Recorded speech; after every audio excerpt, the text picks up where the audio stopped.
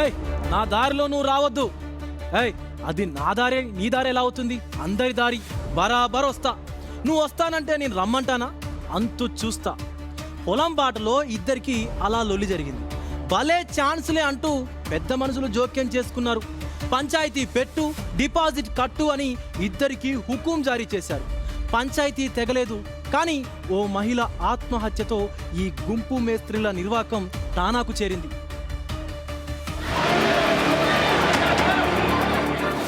గ్రామ పంచాయతీ కార్యాలయం జి తిరుమలగిరి, చెవ్వెంల మండలం, సూర్యాపేట జిల్లా. బోర్డు మస్తుంది.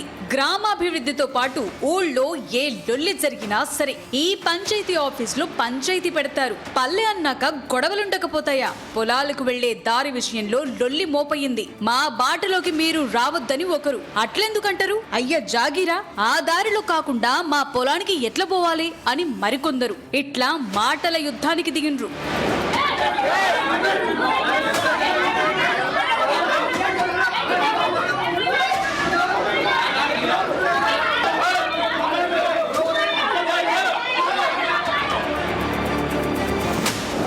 ఒక్కరినొకరు మస్తరుచుకుండ్రు. కథ టానా దాకపోయింది. గొడవ పడటమే కాదు, తనను బగ్గ కొట్టిండ్రంటూ లింగయ్య అనే వ్యక్తి పోలీసులకు ఫిర్యాదయ్యిండు. కట్ చేస్తే నాగమణి అనే మహిళ ఆత్మహత్య యత్నం ఊళ్ళో కలకలం రేపింది. హుటాహుటిన ఆమెను సూర్యాపేట ఏరియా హాస్పిటల్ కు తరలించారు. సకాలంలో వైద్యం అందటంతో ప్రాణాపాయం తప్పింది. ప్రస్తుతం ఆమెకు చికిత్స కొనసాగుతోంది.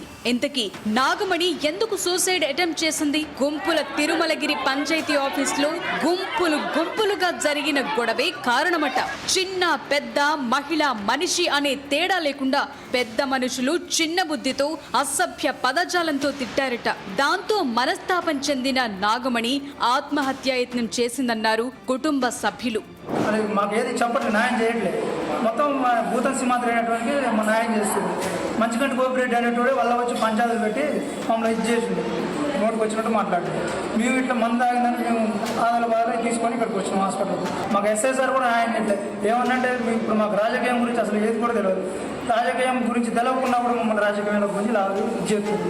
పెద్ద మనుషులు వన్ సైడ్ గా వ్యవహరించారని, తనను కొట్టారని ఫిర్యాదు చేసిన పోలీసులు పట్టించుకోలేదని వాపోయారు నాగమణి భర్త.